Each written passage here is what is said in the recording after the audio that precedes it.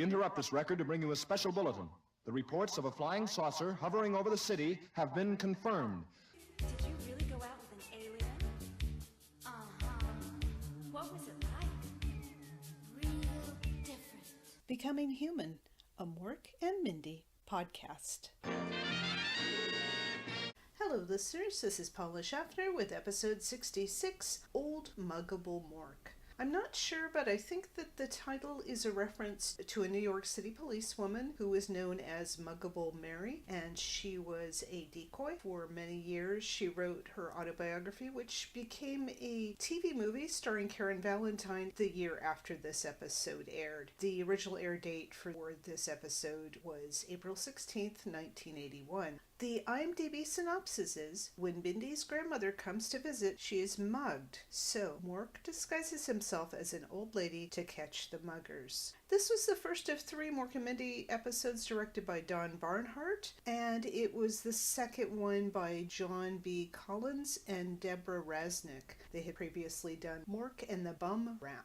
We begin with the sunny exterior of the house with flowers, so definitely springtime. The camera pans across a Welcome Home Grams sign, and then we see Mindy in the kitchen wearing an apron. We can see the ingredients of what she's cooking on the counter. Mork sings fanfare off screen. He enters the front door with a rolled up red carpet. The audience laughs and applauds as he unrolls the carpet, which is for the red carpet treatment for Grandma's return home. Mork says this is going to be the most exciting party since the inauguration, and I assume he means the inauguration of Ronald Reagan 3 months before, and probably pretty close to when this was filmed. Mindy laughs. She's celebrating too, but not quite as flamboyantly. She's trying to make Grandma's favorite dessert, peach cobbler. It looks so easy when Grandma made it. Mork puns on cobbler by asking Mindy to make him a little fuzzy pair of shoes. He bark laughs. He says that pun was the pits, and he bark laughs again. As Mindy puts the cobbler in the oven, she says she's really looking forward to Grandma's visit. Mindy got the bedroom all cleaned and ready for her. Mork tells her not to worry about that. He's turned his armoire into a hospitality suite, if she can stand living with his moth collection. And I think that's the first time that Mork has mentioned collecting moths, and of course we know that he loves butterflies. He eagerly asks Mindy to come look at it, and he calls her sweetheart. This is not a very shippy episode, but that was a shippy moment. He holds her hand and runs across the room, saying they should fly like the wind. They get to the armoire and she takes off her apron. She's wearing navy blue slacks that are maybe a shade darker than his, and she has a white sweater with a very early 80s design of gray chevrons. And I know I've been harsh on her wardrobe this season, but the truth is I wore blouses like that from roughly 82 to 85, so I can't really judge. He opens the armoire and says, first of all, he has a new trapeze for Cora to sleep on, and to make her feel really at home, he has her favorite pinup boy. He holds up a poster of Lawrence Welk over his face, and of course does the imitation. He says, thank you, Judy and Sissy, for that lovely iguana dance of love, which is kind of suggestive. Mindy laughs. He puts the poster away and closes the armoire. Mindy says this is really sweet, but somehow she thinks Grandma would prefer to sleep horizontally. Mork says that Mindy said that Cora joined a swinging seniors club. As they walk towards the couch, Mindy says it's not that kind of swinging. It's a group of active older people who believe that life doesn't have to be dull after 60. He says unless you watch Tom Snyder, and that's at least the second reference to the late night talk show host. Fred knocks, but immediately comes in. He says, look who's here.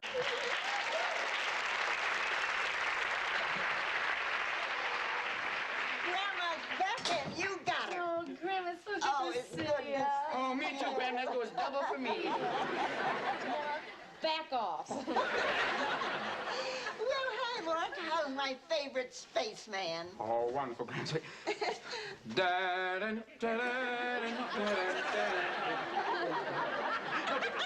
Oh, marvelissimo. Thank you very much. Well, this is really a royal welcome. A banner, a red carpet, and peach cobbler. Yeah, the kind that Grandma used to make, I hope. Can you stay forever, Grams? Can you maybe? Can you stay forever, please? Oh, that's sweet of you, Mork, but no, I can only stay 3 days, and then I'm going on to Vegas. My group is having a convention. Yes, and it's her turn to pop out of the cake. Only do that for the Shriners. And I just have to say, it really is wonderful to see Cora again. I know that I was happy back in 81, but now, even though I knew she was coming back, this episode's a reminder of what we've missed by not having her as a character. And it feels so good to see her interacting with the other characters again, her family. She calls Mork her favorite spaceman, and that's a reminder that she is one of the few people that is in on his secret. Mork does hail the chief, so I think that's a callback to the inauguration joke. He speaks Italian, and Cora is amused and charmed by Mork, and you can see that she's missed him. He begs her to stay forever, but it's only for 3 days, and then she's going to Vegas for a convention. We find out more about that as we go along. We get Fred teasing her like he used to, only this time it's about her popping out of a cake, and she plays along and says that's only for the Shriners. Mindy wants Cora to come over to the couch and tell them all about how she likes living in Boston. I don't know if we ever got a mention of Boston before. I thought there was something about her living with her son or something, but the details are fuzzy by this point. Mindy leads her by the hand as Mork touches Cora's arm with both of his hands. I had to write a note that says, "This is all so precious," because it honestly is adorable and sweet. The three of them sit on the couch, Cora in the middle. Fred sits on the arm that's closest to Mork. Cora says that Boston really is the best, but she doesn't tell us about why.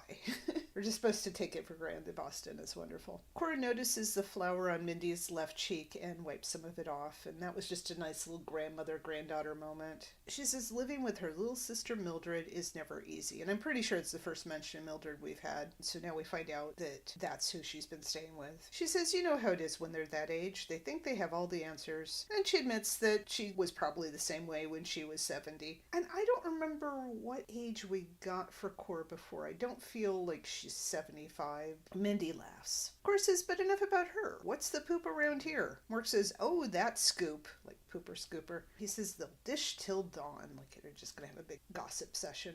First of all, Mindy got a job, I got a job, Carter lost a job. Oh. I wonder why peanut butter was getting so expensive. And Brooke Shields turned 40 on her 15th birthday. Coleslaw's hard to reheat, and also they put Walter Cronkite out to stud. Watch out, Grandma. Well, you did ask what was new. We don't know how often Cora has visited since she left, but her character's been gone for 2 years. And obviously she's been updated off screen. Nonetheless, Mork mentions that he and Mindy both have jobs, although he doesn't say where. There's, of course, a joke about Carter having lost his job. There's a reference to the precocious actress Brooke Shields, who we've had mentioned on the show before. Yes, one of the many references to Walter Cronkite, who I believe retired from CBS News in 1980, so that is something that had happened in the past couple years. Mindy says she's planned a special luncheon for her grandmother tomorrow. They've got a lot of new friends in town, and they've told them all about Cora. We don't see that many new friends. We will get a few of the cast members who joined after Cora left, although not Nelson, and I don't know if there's actually an episode with both Nelson and Cora together. I still think that Nelson is more likely from her side of the family. Would be good to get some kind of confirmation about that. Cora tells Mindy that it won't be all about her because the best hasn't happened yet. So we see that she's got a very upbeat attitude. She does want to meet all of Mindy's friends, but they'd better bring in the rest of her things. She stands, so everybody else does. Mork wants to carry her barbells, and I think this is the first mention of Cora lifting weights. Cora tells him, yes, dear, if you're sure they're not too heavy for you. The two of them exit. Fred calls Mindy honey and says Cora has been so sweet to him, not one insult all day. He guesses that absence does make the heart grow fonder. Cora returns and says, well, Fredzo, are you going to give us a hand, or are you just going to stand there like a wiener? Then she exits. Fred and Mindy look at each other. And so, of course, that's a callback to a couple of her nicknames or insults from the first season. There's a sunny exterior of the Da Vinci's restaurant, and I see an orange VW, but not that yellow one that's in that other clip. Cora in voiceover says, and so I told him. Then we cut to the restaurant. From stage right to stage left, Jeannie is standing with a coffee pot. Glenda Faye, Mindy, and Cora are sitting. Jeannie is in a light olive green colored shirt, gray check vest, and a red string tie that's darker than her red apron, and of course jeans. Another cute outfit for her this season. Glenda Faye is in a white dress with long sleeves and a slit that shows off some of her leg. We'll get more of a glimpse of her legs later in the scene. Mindy is in a collared white top. I don't know whether she's wearing a skirt or slacks. Cora's in a lavender blouse with what look like little gold spots, and there's a floppy bow. Cora continues, I said, take your hand off my knee, Buster, or you'll land a half hour before the plane does. The women laugh in outraged delight. So I guess the man was hitting on Cora on the plane to Boulder, but she told him off. Remo, who's wearing a check shirt, drifts by, grinning. Glenda touches Mindy's arm and says that Cora is such a treat. She asks Cora where she gets her spunk. Cora says she goes to a clinic for spunk shots. You can kind of see what's on Cora's plate, but I didn't know what it is. It looked like meatballs, cheese slices, and random vegetables. Everybody laughs again. Remo is now standing next to Jeannie. Jeannie says Cora reminds her of her own grandmother. Remo says, yeah, except you don't have a mustache. Jeannie tells Remo that that's not nice. He says it would be if she'd wax it. They all laugh, although Mindy playfully punches Remo. And so this is a thing about Italian women having mustaches. Glenda says, oh, look at her laugh, meaning Cora. Isn't it cute the way her little cheeks shake? There's a cut to Cora not looking too offended. I have to say, although this isn't a super irritating episode for Glenda, it is another example of how she is condescending towards people. Jeannie sits in the empty seat next to Cora. She says that Mindy told her that Cora is off to Las Vegas for a convention of swinging seniors. Remo pours coffee and says he doesn't think he's heard of that group.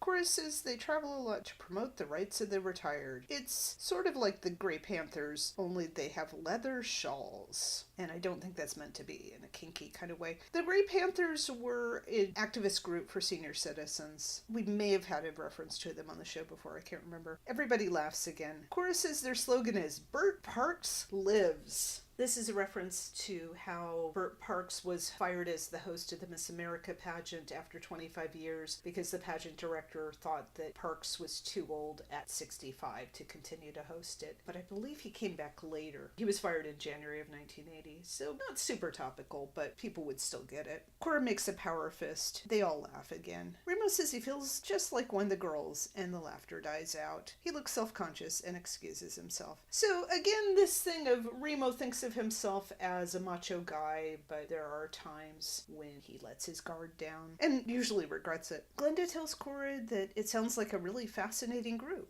The other two agree. Mindy thinks it'd make a great subject for a story. She asks Cora to do an interview down at the TV station. Cora's surprised, but Mindy thinks there'd be a lot of people out there who'd love to hear about Cora and her group. Cora modestly says nobody would be interested in her. Then she says she has to get a new hat, and she pats her hair. They all laugh again. I thought it was just going to be a thing of she's feigning modesty, but then she's starting to think about how she'll look on TV. But actually the hat is a Chekhov's gun, sort of. Her going to buy a hat leads to the events of the rest of the episode. There's a nighttime exterior of the house. Mindy is in a yellow dress with a yellow and gray sweater tied kind of preppily over her shoulders. She's pacing, looking worried. Mork enters the front door. He says he looked through every nook and cranny and he couldn't find Granny. Although this is a tense scene, it is relieved by humor a bit. Mindy doesn't understand it. Cora was just going out to buy a new hat, then she would come straight back here and get ready for the interview. Mork, as Tonto, puts his ear to the floor, listening for the thundering beat of Sensible Shoes. Sensible Shoes are associated with old ladies, and he's doing the stereotype about Native Americans listening for hoofbeats. Mindy throws her hands in the air. She heads to the door and says she better go look for Cora herself. Mork gets up from the floor and says he'll go with her. Oh, Grandma, are you all right? Oh, I guess so, but I never was so frightened in all my life. Oh, here, sit down. Look at my new hat. Oh, what happened? Oh, children, it was dreadful. Well, I was just walking through the park on my way home, and I was mugged. Oh, that's awful. Don't worry, Graham. You're home now.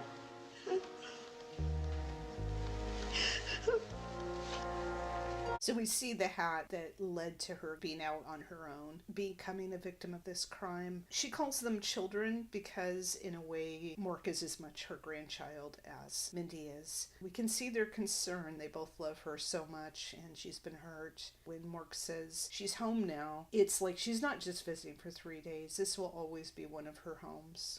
There's another nighttime exterior of the house and a continuation of the sad music. An African-American policeman is standing by Mork's side of the couch. Cora is in the middle and Mindy is on stage left. The cop says, "Ma'am, we'll do our best, but don't get your hopes up. We can't be everywhere at once." As he heads to the front door, he says, "You know, there's so many of them and too few of us. I'm sorry, but that's the way it is." He says good night. Mindy says thank you, and Cora says good night. The policeman exits. It's kind of an odd performance, and it's not his fault. He's scripted to just reel off all these cliches. We're meant to feel that he's doing his job, but he's not doing enough, but it's because there's too many criminals out there. Policeman number 1 is played by Ron Rickhasner, who had a career from 1976 to 2021.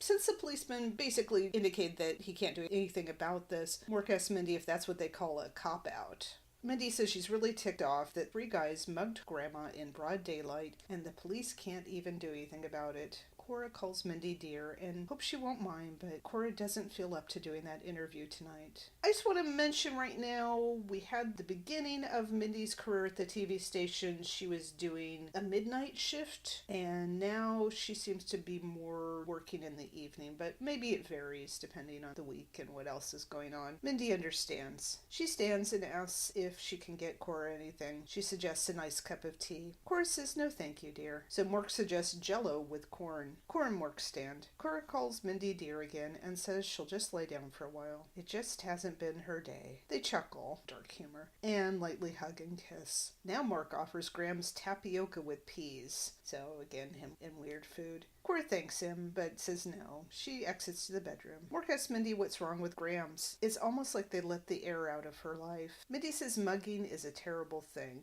And we had jokes about mugging on previous episodes, but here it is taken very seriously because it happens to a character that we care deeply about. Even though we haven't seen her in 2 years, she comes back and we're happy to see her, just like her family is. And then she's a victim. Mork and Mindy sit. He says it's too bad it's not like on Orc. Their mugging is when someone follows you and goes, "You missed it."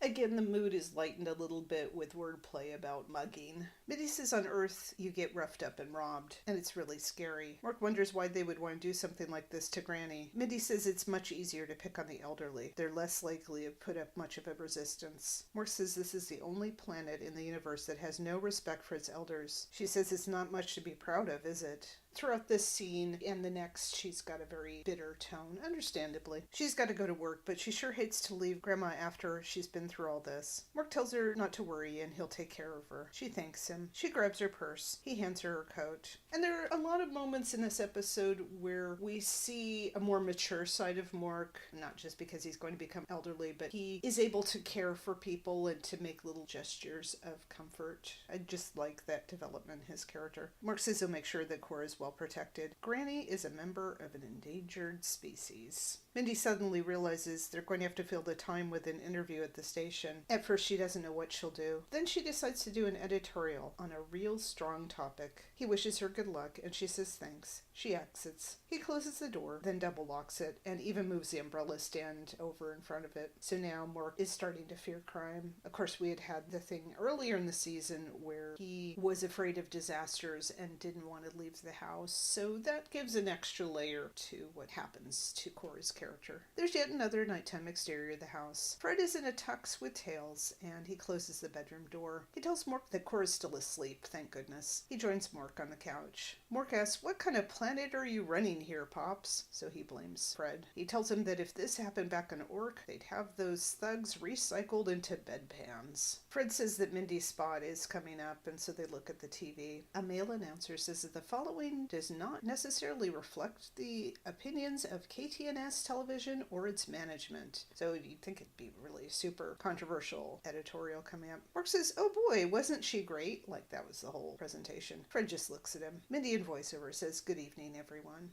This is Mindy McConnell, and tonight I had planned to interview one of Boulder's outstanding senior citizens. However, she's unable to be here tonight because of a senseless, unprovoked crime. She was mugged. This incident occurred in broad daylight in a park where she has felt safe for over 50 years. Crimes against the elderly increase every year in this country. What is the value of a longer life expectancy if we're forced to spend it behind locked doors? Well, today my grandmother was a victim. Tomorrow it could be you or yours. I don't have any answers, but something has to be done about it now. We must get involved, and we have to do it now. Thank you very much. As with previous episodes, I have to ask, why are there so many plants at KTNS? I do not remember news stations being big on plants in the early 80s. Mindy describes her grandmother as one of Boulder's outstanding senior citizens, even though she hasn't lived in Boulder for quite a while. And we find out that Cora went to the park for over 50 years. If Cora is the grandmother who immigrated from Poland, then I guess she moved to Boulder as a young woman, maybe when she first got married. This is another scene where Mindy is righteously angry, understandably, but she doesn't offer any answers. And I feel like if she had said, let's get tough on crime, or let's do this, or offered some kind of solution, then I could see how that might be controversial. KTNS management would want to distance themselves. But really, she's just saying her grandmother was a victim of a terrible crime and she's upset. Nonetheless, Fred is very proud of her, and he leans back and says, what a girl. He thinks that will get some action. Mork agrees and says, you're not kidding, Pops. Mork gets to his feet and runs to the window. He again says that Fred isn't kidding, and he says, yes sirree, Bobcat. Like a yes sirree, Bob elongation. He opens the window and yells out it. He's mad as hell and he's not going to take it anymore. I don't remember if we've had a reference to Network before, but it was a very common reference on sitcoms of the mid-70s through, obviously, the early 80s at least. I believe that Wilkie McCotter did it, for instance. The mad as hell, not going to take it anymore. And I still haven't seen Network, but I know that's what it's from. Fred laughs, but face palms. Mork gets into an argument with someone we can't hear or obviously see. At one point he says, no sir, I don't have a mother, and that makes me mad too. So obviously the off-screen man on the street yelled something rude about Mork's mother. Although there's the whole petri dish eyedropper parentage thing with Mork. I guess he feels like he doesn't really have parents as such. There's the sound of a door opening. Mork mutters, you leave my mother out of this. So he's obviously very offended. Cora enters from the bedroom and asks about the yelling. She's now in her blue robe with a big collar. Mork apologizes to Grams and says that Mindy just goosed his civic consciousness. Cora looks understandably confused. Fred tells her that Mindy was just on TV and gave an inspiring editorial on protection for the elderly. Although, again, she didn't actually advocate anything. Cora says, oh, bless her heart, but I don't know how much good it'll do. It's just not safe outside. And she says she's scared. She's going back to Boston. I just have to mention, I've been in Boston. Lovely city. But in the early 80s, it was not exactly crime-free, particularly in comparison to Boulder, I'm going to guess. She sits on the couch. Fred and Mork join her. Fred wonders about her swinging seniors. She says they'll just have to swing without her. She thinks she'll feel a lot better under her own roof, although, of course, it's her kid sister's roof. She knows that they both care. She pats their legs, but she just wants to go home. Fred tells her if that's what she wants, she can, but he wishes she'd think it over. He has to get to the concert, so he stands. And this is, of course, a thing in season 3 when they need an excuse for Fred to leave. Sometimes they can have him going to a concert that he's conducting. Mork excuses himself to Grams. He follows Fred and asks Pops if there's anything they can do. Fred doesn't think so. Cora's afraid, and she doesn't feel safe. Fred thinks maybe a monthly check isn't the kind of security she really needs, which I don't think is an antisocial security remark, but it's just saying money isn't everything. He grabs his overcoat from the hook on the door and says the money that the muggers took can be replaced, but the thing that really burns him up is they stole her spirit. And how do you get that back? He exits. Mork, with his hands in his pockets, goes back to the couch and tells Cora she can't leave. He takes his hands out of his pockets and throws them in the air. He says that would be like giving up. If she does that, she'd be afraid to go anywhere. She asks what she can do about it. He heard what the policeman said. She wishes those punks could be in her shoes. Then they'd know how she felt. And that's a hint at the approach that Mork will take, and we've seen this in other episodes where one of Mork's forms of justice is empathy. Mork excitedly gets an idea. He says it's like raindrops falling on the fertile fields of fair play. She asks what he's talking about. He says he has a foolproof plan, and he just hopes he's fool enough to pull it off. They both smile. Then we get a park set with trees, benches, a trash can, and streetlights. A couple strolls over to the drinking fountain that's by the men's room over on stage right. Cora enters. She has a dark blue coat over a blue floral dress and a dark blue knitted scarf, and I just want to believe that it's something that she knitted herself. And yes, she's wearing sensible brown loafers. As the woman gets a drink, Cora knocks on the restroom door. The couple looks at her and then exits. Cora knocks again. She says to come along, Clara. And this is the only point in the episode where it's pronounced Clara. It immediately becomes Clara. In what the subtitles describe as a feminine southern accent, Mork says, come in, Cora. He's wearing a beige sweater draped over his shoulders, a gray and white floral dress, pearls, and a dark hat, possibly the one that Cora bought. He has a huge handbag. He's wearing glasses and a lot of rouge. He says he had a blowout in his sup hose, as in support hose. They hold hands, and she asks if he thinks this is a good idea, although of course he did, because he's gone to all the trouble of dressing in drag again. And I notice a sign says, please do not pick the flowers, and there's some brightly colored, probably fake flowers nearby. He says, now, Cora, it's Clara. Don't let your mind wander, dear. Don't let it check out without the baggage again. So one of his catchphrases. He tells her that if they're going to catch these rats, they've got to spread out the Velveeta, as in Velveeta cheese. He calls her dear again and tells her to try to act like an old lady, which I thought was kind of funny. She is an old lady, but he has to remind her to be in character. Cora will try, but she must admit she's a little nervous. In fact, she's scared to death. He tells her not to worry. He takes out a flask and offers her prune daiquiri. She says no thank you. She calls him Mork again and changes it to Clara. She asks if he's sure he can handle these muggers. He tells her, no dear, you're gonna handle them just like we planned. And one of the things I like about this scene is that Mork helps her to come into her own, back into her natural toughness. He calls Cora honey. As they shuffle towards the bench, he says he remembers what his first husband Robert said to him just before he died. Hun, and then he says, ah, and tilts his head as if he's dying. They both chuckle. Then she talks about her son, the doctor, old lady cliche, usually associated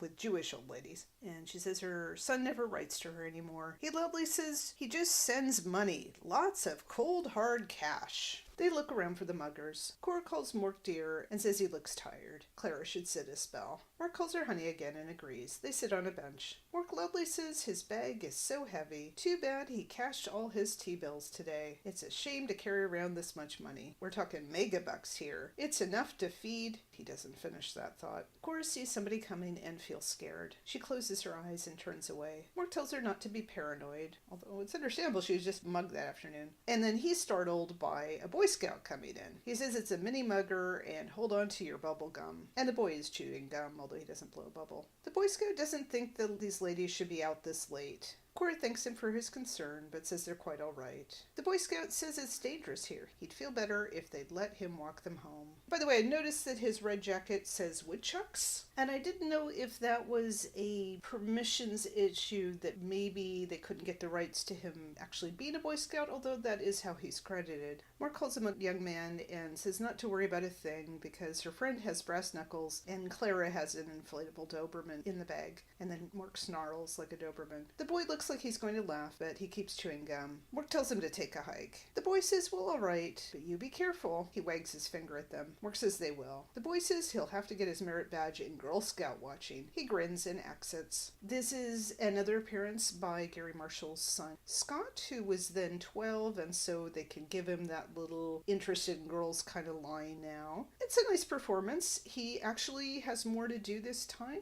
Spoiling, he will be back later in the episode. It feels a little bit weird that this child is in the park, a place he admits is dangerous, and he thinks it's okay for him, but not for these two old ladies, even though they're together. But that's not even the weirdest thing about this character, as we will see. Cora doesn't think this is working out. Maybe they'd better leave. Mork reminds her that they came here to be mugged, and they're not leaving until they are. They both stand. And, of course, they're not going to be mugged. They're going to risk being mugged. Because obviously he wouldn't have talked her into it. It meant she was going to be mugged again. And so there's this thing in the scene of Mork is trying to attract the attention of muggers and not having any success at first. And Cora just doesn't want to be there at all. Understandably, she's got PTSD, but this is how they solve problems on Mork and Mindy. What the subtitles call a suspenseful theme plays. 3 men enter stage left. They're all in jeans and I think boots. suits. They're all brunette white men, probably in their 30s. The first man has a mustache and a hunting cap, and the next one has a baseball cap. Mugger number 1 is wearing a maroon jacket over a denim shirt over a dark, possibly turtleneck.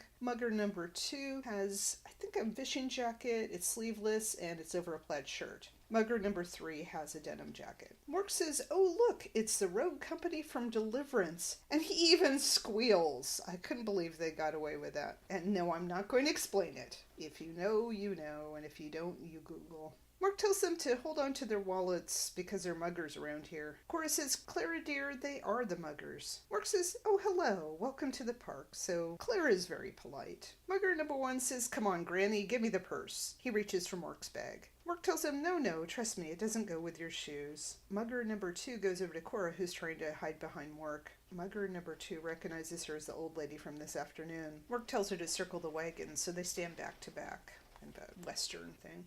Mugger number 2 says, "What's the matter, you old frump? Didn't get enough?" So he's not only going to be violent, but he wants to humiliate her. Mork, in his regular voice, tells Cora not to worry about a thing. Mugger number 2 says, "Give me the bag, you old bag." Mork, as Clara, says all right, but he has a little Orkin surprise for him in here. And this is another of these moments where Mork refers to himself as an alien in front of people who are not in the know, but of course the word Orkin doesn't mean anything to them.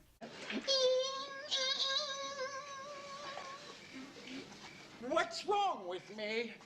I feel like I'm 100 years old. Me too. What? Mork, they sound so old. Well, they are, Cora. You see, I put them in an Orkin age warp, and that way, on the outside, they're young, but on the inside, they're celebrating the bicentennial. Grab them, you guys! Oh, I gotta sit down.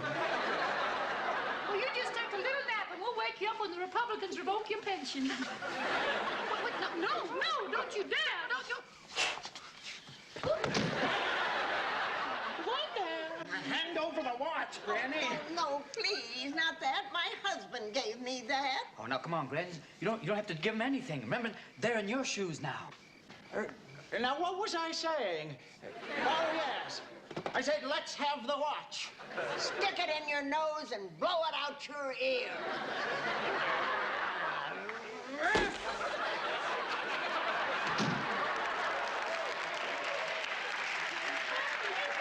Ma'am, I didn't know you knew karate. Well, I don't, but I love Bruce Lee movies. Oh, enter the Granny. Well, I don't know what you've done to us, but you're gonna pay for it. All right, here's a down payment. Hit on helpless people, will you? Somebody grab her purse and then carry me to the car. You hear that, darling? They want your purse. Why don't you just give it to them, dear? Why, you're absolutely right, Clara. How rude of me. No, honey. Take mine. It's industrial strength.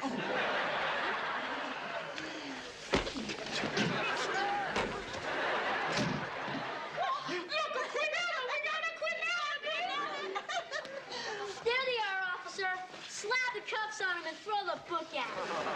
Oh, you're a good boy, Sky Bear. Come on, let's go.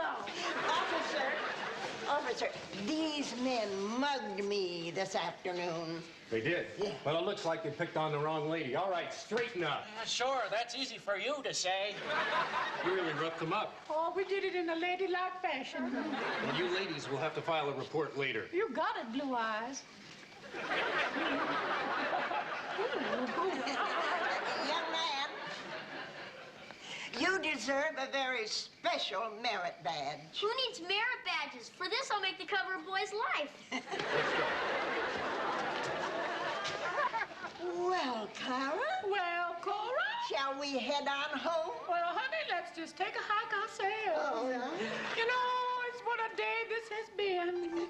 Oh, I better get this girdle back to Mindy. It's starting to ride up a little.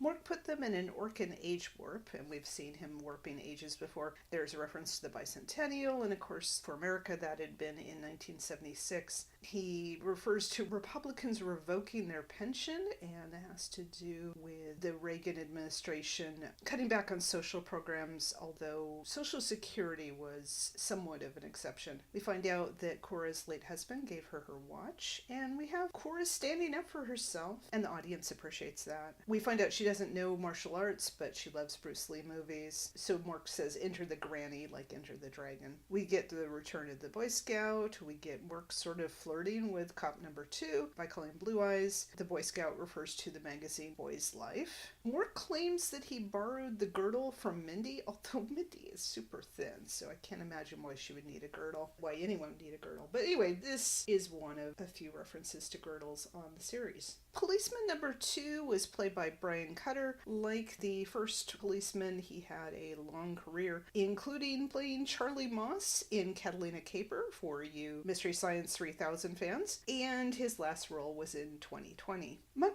number 1 was played by Charles Thomas Murphy, whose credits are from 1975 to 1992, and he had 2 memorable roles on Laverne and Shirley, twice playing a psychologist, the other time a hypnotist, so this is a very different role for him. Anthony Peck was credited as Carmen Paccio, which I guess they thought sounded like more of a mugger's name. His credits are from 1979 to 98. Mugger number 3 is uncredited, and I think he just has that one line. There's another sunny exterior of the house. Fred has his overcoat on and he picks up a suitcase. He yells that they've got to get going. They've got to get Cora to the airport or she'll miss the shuttle to Las Vegas. Cora and Mindy enter from the bedroom. Mindy is holding Cora's overnight bag. Cora tells him, "Oh, hold your water, Fredzo." He says, "Fredzo, I'm gonna miss that." And you could tell that he would. And you can also see that Conrad Janis has missed working with Elizabeth Kerr. The three of them grin. Cora's glad to have her wallet back. They didn't even wrinkle that picture of Willie Nelson. And I have to say that Willie Nelson is a more plausible celebrity that she'd be a fan of than Lawrence Welk, especially considering what Cora of season 1 was like. Mindy laughs. She tells her grandmother that she's going to miss her, and next time she's got to stay longer. 3 days is not long enough. Cora promises she will. And I wondered if that was kind of a hint that Cora would be coming back, and maybe depending on the audience response. I can't imagine the fans being anything but welcoming. Really was just wonderful to see her again. But yes, we did not know the paths that season 4 would take. We'll put it that way. Mindy calls upstairs to Mork and says they're ready to go. He descends the stairs in old lady drag again. He's got the same hat and sweater, but now he's got white gloves. Like Cora's, this dress is a brown or floral print. Mindy, by the way, is in tan pants and a white and tan striped shirt. May have seen that blouse before, definitely those slacks. Mindy asks what Mork is doing in that outfit. In his regular voice, he says, "It's not the same outfit. It's a Boulder print." And I didn't know if that was supposed to be a pun on Boulder, Colorado. Fred nods and says it's stunning. Cora says Fred is just jealous because he doesn't have legs like that. Mindy laughs. Mindy tells Mork enough is enough. Mork says he knows he should have worn the pink because it would have gone better with the blue hair. Mindy groans. At that time, blue hair was associated with old ladies, a blue hair rinse, obviously. Punk and other things would change that. Cora tells Mindy not to be too hard on Mork. If he hadn't dressed up to look like Cora, and that was the first moment in the episode, like, oh, he was supposed to look like Cora. I just thought he was like a generic old lady, but okay.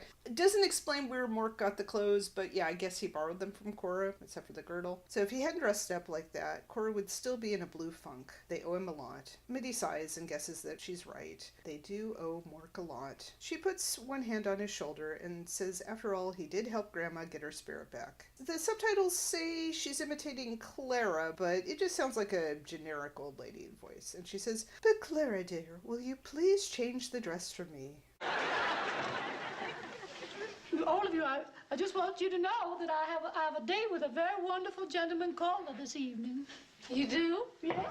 Oh, come in, darling. Oh, shh, don't spoil it, don't spoil it. Ready? Oh, yes, darling. Now, we're going to be crossing a very, very wide street, so don't wait up. Why don't you tell me more about your grandfather?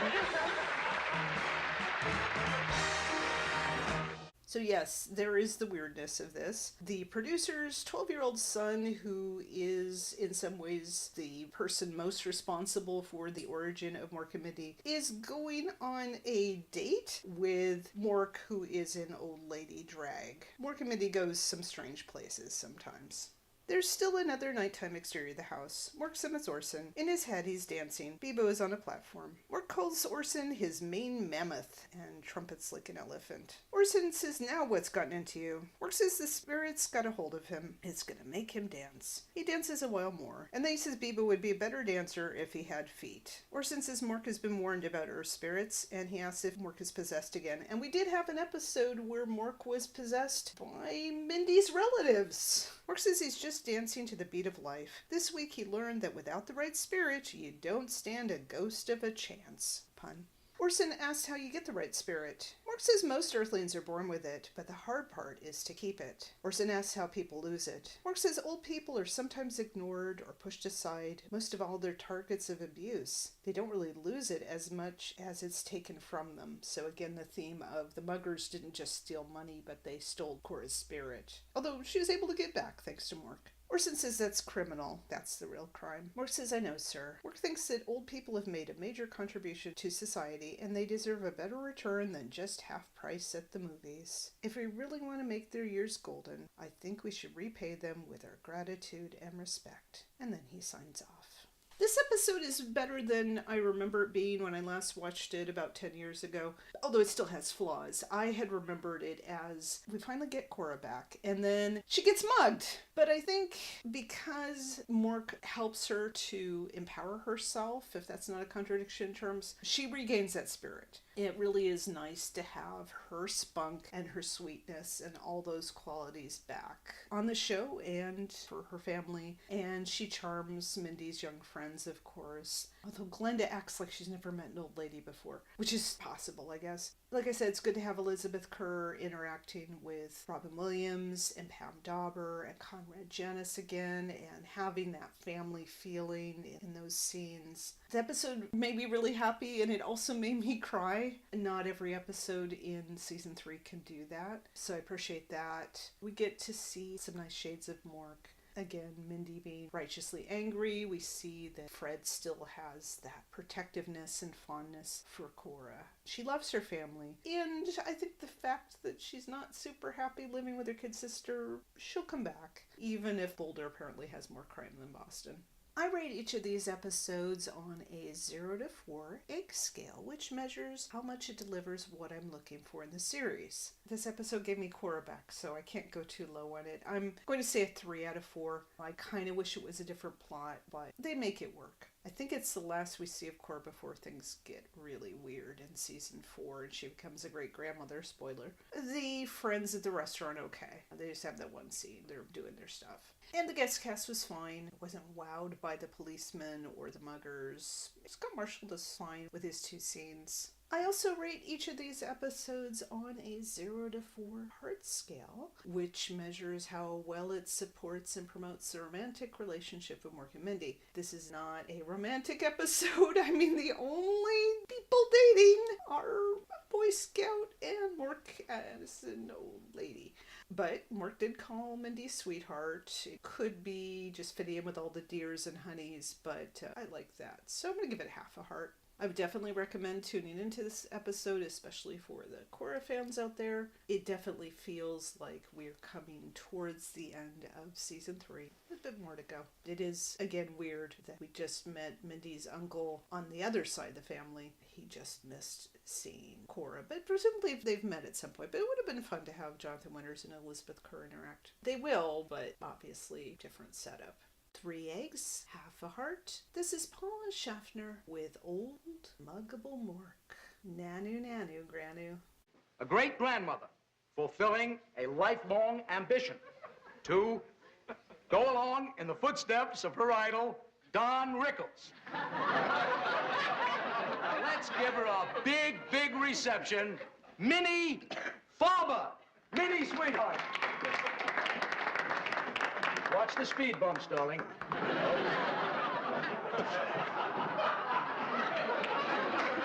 Go get the Minnie.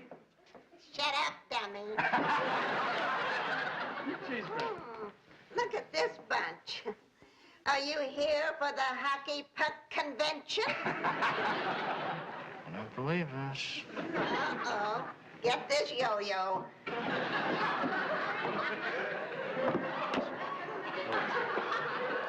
I've seen better-looking heads on a lettuce farm. This is definitely a bad dream. What's your name, sir? Me? Is that question too hard for you? Try and read my lips. And nod your head if you understand me.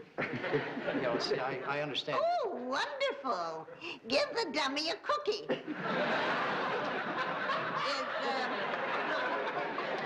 Is this the wife? Yes. Ooh. I hope she's rich.